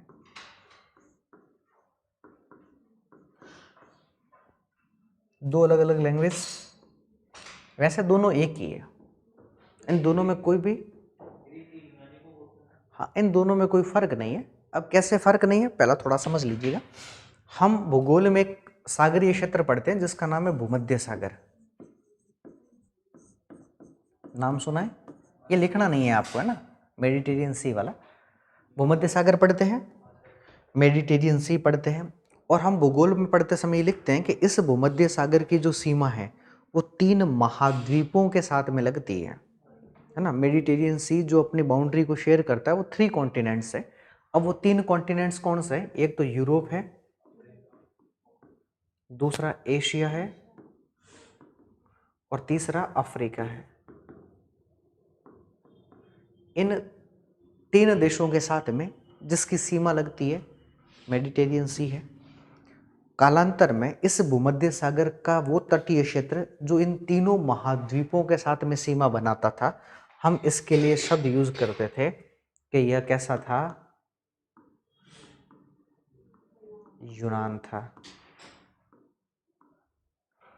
अब यहाँ के जितने भी विचारक हुए, दार्शनिक हुए, है ना, चाहे हम हिकेटियस कह दें, चाहे हम इरेटोस्थनीज कह दें, थेल्स कह दें, होमर कह दें, जितने भी विचारक हुए, हेरोडोटस है, इतिहास का जनक या पिता हेरोडोटस है ना, हाँ, ये सब के सब जहाँ के विचारक थे वो कहाँ के थे? यूनानी दार्शनिक थे। इस यूनान से एक पार्ट अलग हुआ और उसे हमने बोलने लग गए बाद में रोमन।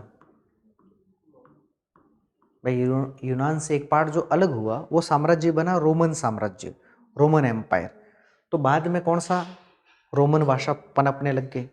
ठीक है, तो रोमन भाषा निकली किससे है? इसी यूनान से ही निकली है।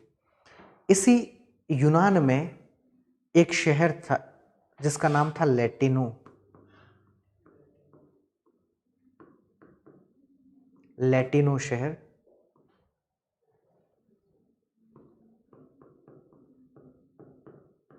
और इस लैटिनो शहर में उच्च वर्ग के लोग रहते थे, हाई क्लास फैमिलीज रहती थी।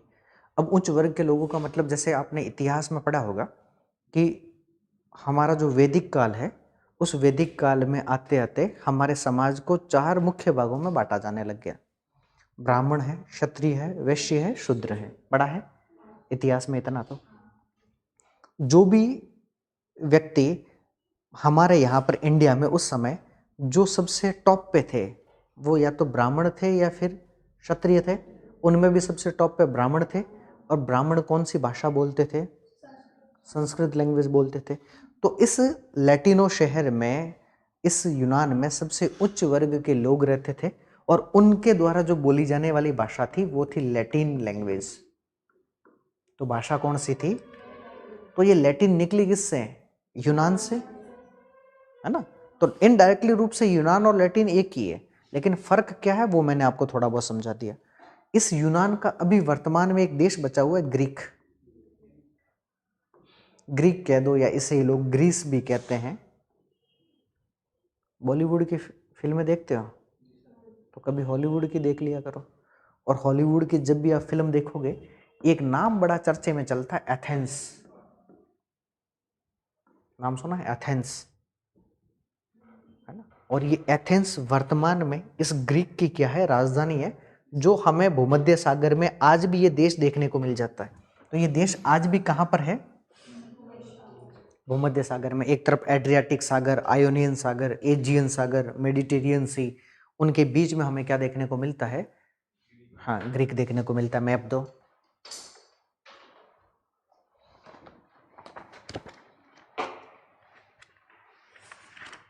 ये जैसे रूस का, ये सॉरी यूरोप कॉन्टिनेंट का मैप है, और इस कॉन्टिनेंट के मैप में ये वाला देश लिखा हुआ है ग्रीस, है ना। ग्रीक कह दो या चाहे आप इसे ग्रीस कह दो, ठीक है। और इस ग्रीस की राजधानी है एथेंस। और एक तरफ देखिए इसके लिए एड्रियाटिक सागर है, एक तरफ आयोनियन सागर है, एक तरफ एजियन सागर है, नीचे भूमध्य सागर का पूरा क्षेत्र है। मिल गया। तो वर्तमान में भी ग्रीक है। तो कई लोगों ने नाम बोल दिया कि नहीं, ये लैटिन से नहीं, ग्रीक से निकला, लेकिन वास्तविक तौर पर ये दोनों अलग है या एक ही है? एक ही है। तो हमें कंफ्यूजन होने की जरूरत नहीं है भाई। अगर मैं कहूँ कि हिंदी में ये लिखा है और संस्कृत में ये लिखा है, तो संस्कृत निकली किस, वो हिंदी निकली किससे? संस्कृत से ही तो निकली है ना। तो इस लैटिन लैंग्वेज में एक शब्द था इकोनॉमिका।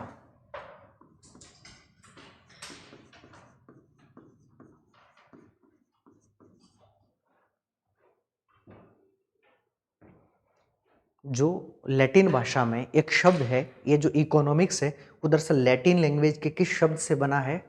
इकोनॉमिका से है। अब इसी को थोड़ा सा लोगों ने चेंज कर दिया, अब इसे ओइकोनॉमिका बोल दिया। भाई लिखने का तरीका ही तो चेंज है। ये इकोनॉमी का लिखा है, इसको क्या लिखा, ओइकोनॉमी का लिखा है, या इसे ओइकोनॉमी भी लिख लेते, तब भी अगर ओइकोनॉमी का लिख लो चाहे इसे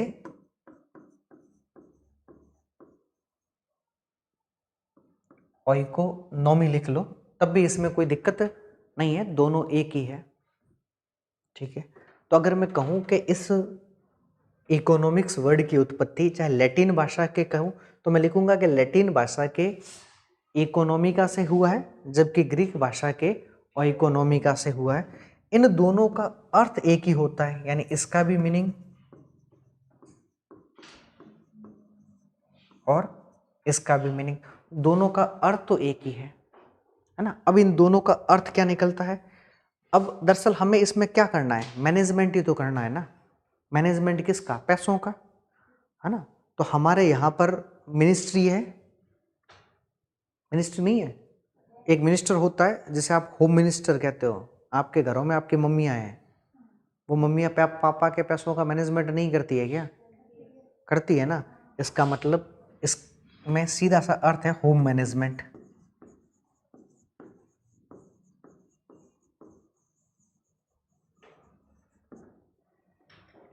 इसका अर्थ ही क्या निकलता है, होम मैनेजमेंट। अब इसको हिंदी में गृह प्रबंधन के नाम से भी जानते हैं। ठीक है, इसी कोई दूसरा शब्द में हाउसकीपिंग भी लिखा हुआ मिल जाए तब भी कोई दिक्कत नहीं है ना। तो या फिर इसके लिए दूसरा शब्द क्या है,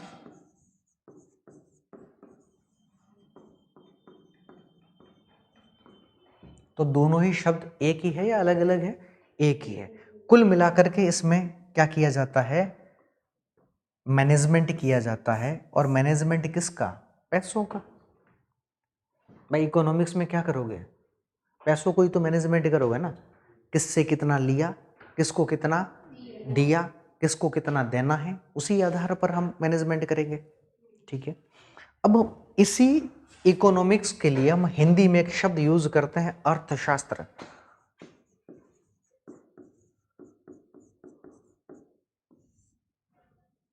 नहीं करते। और ये अर्थशास्त्र जिस भाषा का शब्द है वो, और ये संस्कृत भाषा में दो शब्दों से मिलकर के बना है, एक है अर्थ और दूसरा है शास्त्र। इस अर्थ का मतलब होता है धन, तो इसका मतलब अर्थशास्त्र का मतलब क्या हो गया, धन का शास्त्र है ये।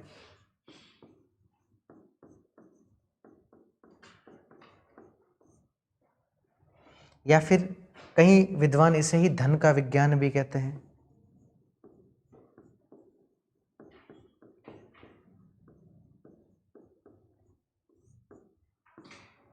या तो आप इसे धन का शास्त्र कह दो, या फिर इसे ही हम क्या कह सकते हैं, धन का विज्ञान कह सकते हैं। दोनों में से कुछ भी समझ लो। ठीक है, अब एक व्यक्ति का आपने नाम सुना होगा, आप पढ़ोगे मौर्य काल हिस्ट्री में।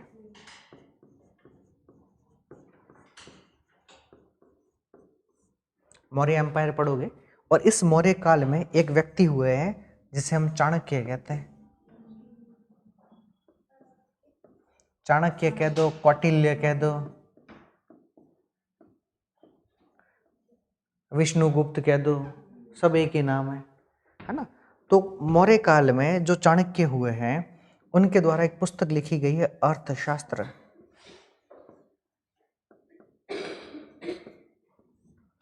ये क्या है, इनकी एक बुक है। इसका संबंध इससे कहीं नहीं है ना। कई मन में ऐसा विचार आ जाए कि ये अर्थशास्त्र दरअसल वही है, ये अर्थशास्त्र इकोनॉमिक्स का लेना देना है, जबकि उस अर्थशास्त्र का मतलब है कि राजनीति पर आधारित एक पुस्तक का होना है।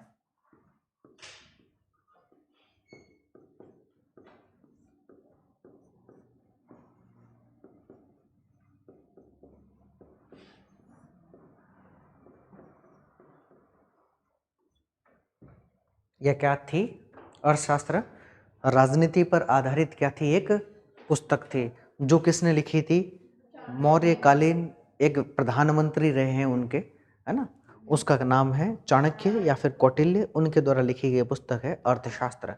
ये राजनीति पर आधारित हमारे पास में पुस्तक है और इसी पुस्तक में हमें राजनीति के वो सारी जानकारियाँ मिलती है जो हमें और कहीं पर भी देखने को नहीं मिलती है। ठीक है, इतना छाप ही लिया होगा अपन ने, नहीं छापा है तो साहब, हाँ हाँ ये छाप लो, ये नीचे नीचे छापिएगा ना, मैंने तो ऐसे एक ही बोर्ड पर करने के लिए था, आप नीचे नीचे करके चलिएगा।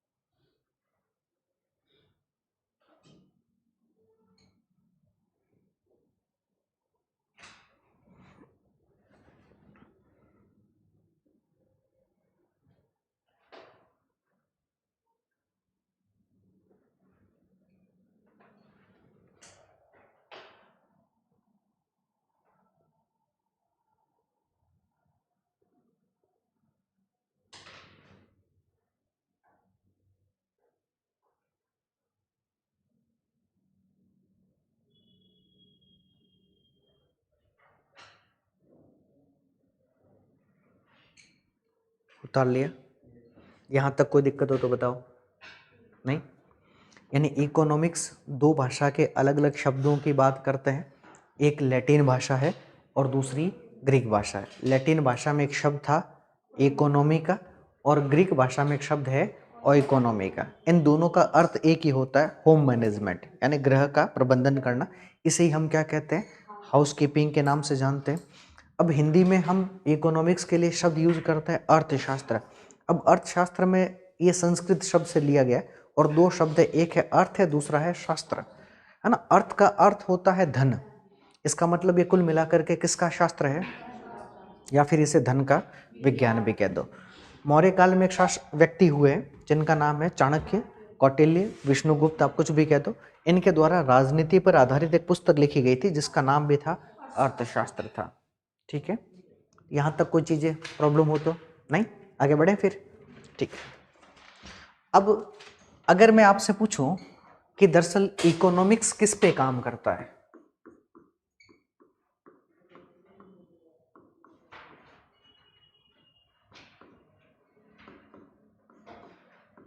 किस पर कार्य करता है, बताइए।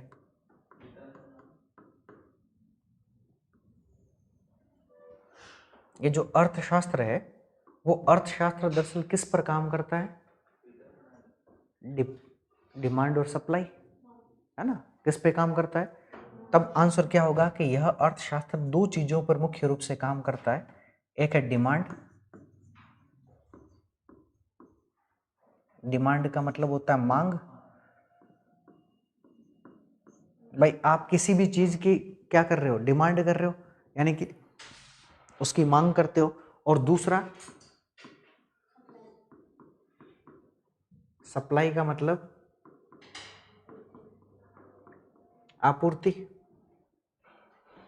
इसका सीधा सा मतलब है कि कोई भी इकोनॉमिक्स का फंडा किस पे काम करेगा? डिमांड और सप्लाई पे। अब मन में विचार आएगा किसकी डिमांड और किसकी सप्लाई? आंसर होगा गुड्स एंड सर्विसेज।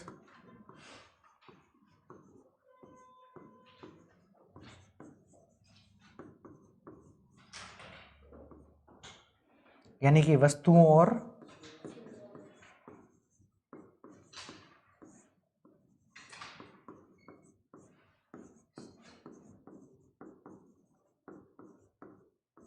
तो सीधा सा मतलब है कि कोई भी अर्थशास्त्र वस्तुओं और सेवाओं की मांग और आपूर्ति, वस्तुओं और सेवाओं की डिमांड और सप्लाई पर क्या करेगा? काम करेगा। भाई मुझे इस पैनल की जरूरत पड़ी तो ये मेरी क्या थी? डिमांड, डिमांड ही तो थी ना। सामने वाले व्यक्ति ने मुझे इसको दे दिया, ये क्या थी? सप्लाई। बदले में मैंने उसको क्या दे दिया? पैसा, है ना, तो पैसा ही दिया। दूसरा, आपको कोचिंग करनी है, ये आपकी क्या है, डिमांड। मुझे कोचिंग इंस्टीट्यूट रन करना है, ये क्या है, मेरी सप्लाई है। इसके बदले में आप मुझे क्या दोगे, पैसा, है ना। तो अर्थशास्त्र ऐसे ही तो काम किया भाई। किसी भी देश में, मैंने कहा ना, इकोनॉमिक्स को रटना नहीं है, अपने इर्द गिर्द ही उसे क्या करना है, हमें लागू करना है भाई। अब कोई देश मान लो, अब उस देश में कभी तो वस्तुओं की मांग बढ़ी, कभी सेवाओं की मांग बढ़ी। तो कुछ लोग होंगे जो वस्तुओं और सेवाओं की मांग बढ़ाएंगे, जैसे आप और हम जैसे लोग। कुछ ऐसे लोग होंगे जो इनको आपूर्ति करते होंगे, जैसे फैक्ट्रियां लगाने वाले, है ना। भाई आपको जरूरत पड़ी एक मारुति स्विफ्ट डिजायर की, ये आपकी क्या थी, डिमांड। तो एक देश के भीतर आपको मारुति स्विफ्ट डिजायर का मतलब क्या, गुड्स, है ना। और गुड्स की क्या हुई आपके पास में, मांग बढ़ी, है ना। तो मारुति कंपनी ने क्या कर दी, उसकी सप्लाई, बदले में आपसे क्या ले लिया, पैसा लिया। ठीक है।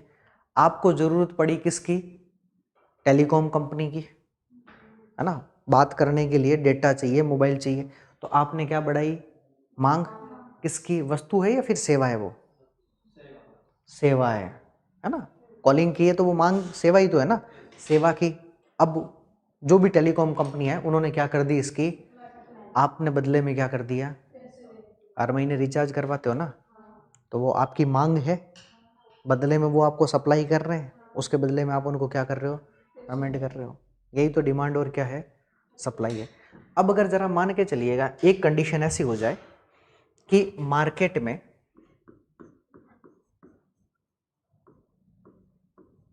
डिमांड क्या हो जाए, बढ़ जाए। डिमांड बढ़ने के कारण सप्लाई में क्या आ गई,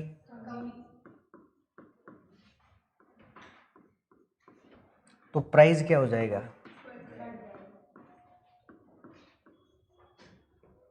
बढ़ जाएगा। अभी अब इसको उल्टा कर लो, अगर मार्केट में डिमांड क्या हो जाए, कम, इसके बदले में सप्लाई ज्यादा, तो प्राइस क्या होगी, कम, ऐसा ही होगा। इस एक कंडीशन को क्या बोलेंगे और इस कंडीशन को क्या बोलोगे भाई, अलग अलग कंडीशन है ना, इसको क्या क्या बोलोगे, इसे बोलते हैं इन्फ्लेशन।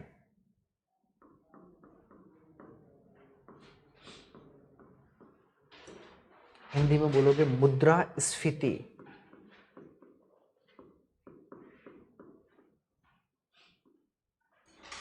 अब जब कभी भी आगे शब्द आए मुद्रास्फीति, इन्फ्लेशन, तब आपका मतलब क्या होना चाहिए, मैं समझाना किसको चाह रहा हूँ कि मार्केट में या तो वस्तुओं और सेवाओं की डिमांड बढ़ी, वस्तुओं और सेवाओं की डिमांड बढ़ी तो सप्लाई में कमी आ गई, इसके कारण प्राइस में बढ़ेगी। अब दूसरा, मार्केट में वस्तुओं और सेवाओं की डिमांड में कमी आ गई, सप्लाई उससे क्या हुई, ज़्यादा, तो प्राइस क्या आ जाएगी, कमी। इसे कहेंगे इन्फ्लेशन, इसे कहेंगे डिफ्लेशन।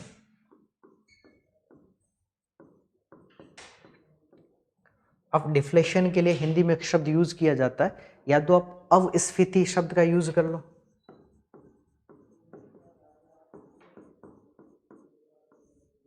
एक शब्द तो क्या लिखा हुआ मिलेगा, अवस्फीति, या इसी को ही लिखते हैं मुद्रा संकुचन।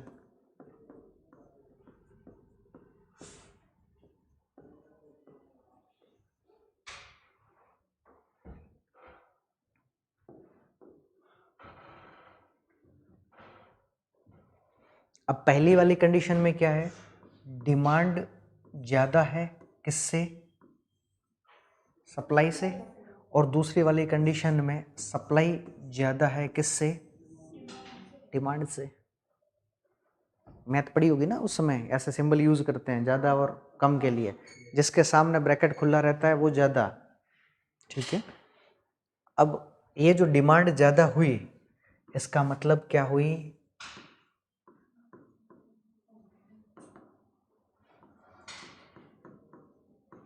जो हम यूज करते हैं ना कि मार्केट में महंगाई बहुत हो गई है, तो ये महंगाई क्या है भाई? महंगाई है क्या? यही तो है, डिमांड और सप्लाई के बीच का ही तो मामला है ना। यानी कि मार्केट में डिमांड बढ़ गई, सप्लाई क्या हो गई? कम, तो वस्तुओं की प्राइस बढ़ गई तो क्या हो गई? महंगाई बढ़ गई। अब अगर जरा ऐसे समझो, इस पूरे गोपालपुरा इंडस्ट्री में, जो मतलब गोपालपुरा टोंक रोड वाला वहाँ से लगा करके इस गुर्जर की थड़ी तक, अगर मान लो सिर्फ एक ही कोचिंग होती मेरी, क्या होती? एक ही कोचिंग होती, यानी कि मार्केट में फिर लोगों की क्या होती? डिमांड बढ़ जाती। भाई ऑप्शन नहीं है ना, सप्लाई नहीं है, तो मैं फीस भी क्या करता?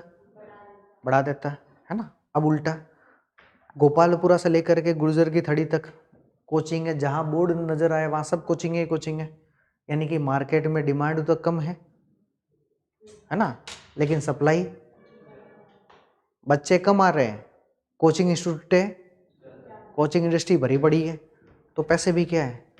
आप कहोगे ना कि सर उस कोचिंग में तो 10,000 में पढ़ा रहे हैं, अगर आप 8 में एडमिशन लेते हो तो लो, अन्यथा वहाँ जाके पढ़ेंगे, नहीं पढ़ते हैं। तो यही तो डिमांड और सप्लाई का मामला है।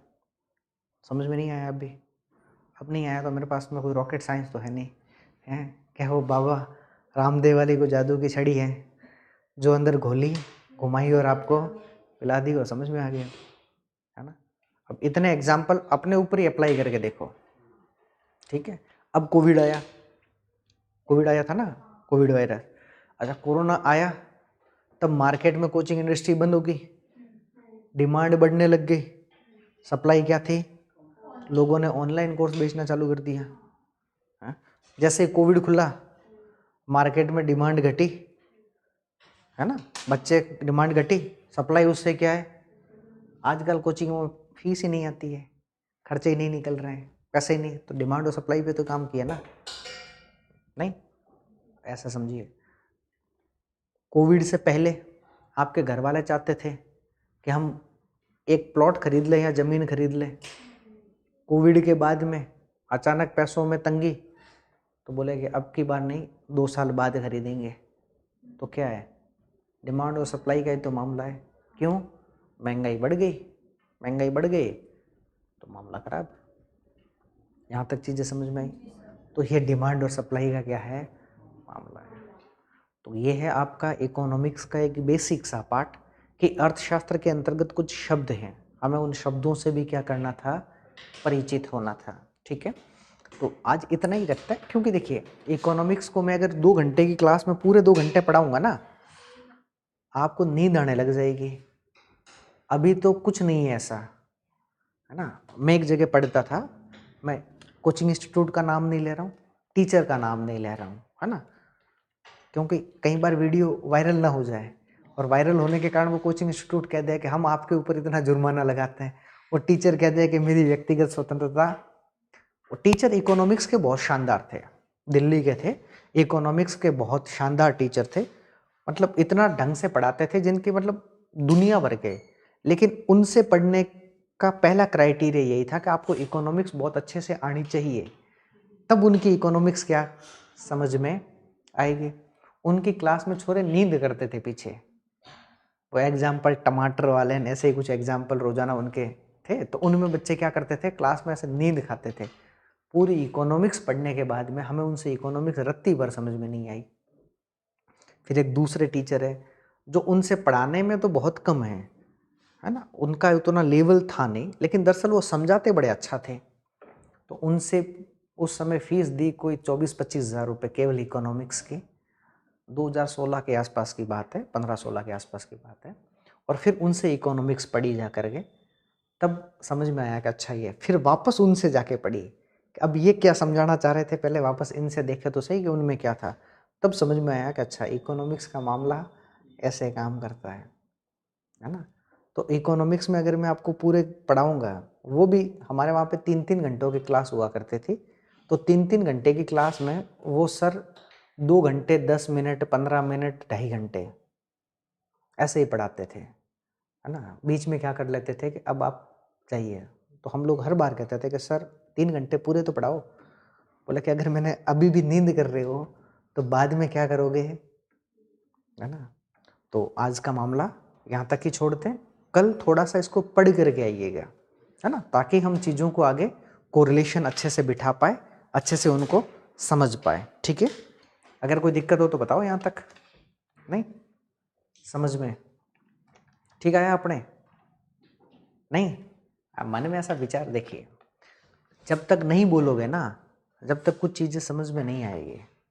ऐसा तो है नहीं कि आपने कुछ भी बोला और मेरे पास में बंदूक है, आपने बोला और मैंने तुरंत प्रभाव से निकाल करके आपका मामला यहीं समाप्त कर दिया, ऐसा तो नहीं है ना। अपने संजय समझ में आया? आया कुछ कुछ आया है, पूरा आया? अच्छा 75% के लगभग, मुझे आज दिन तक 3-4% ही आई है। और अपने को अच्छा वो पढ़ाई में से तो 75 आ गया ना, बस उतना काफ़ी है। ठीक है, बाकी का कल पढ़ेंगे।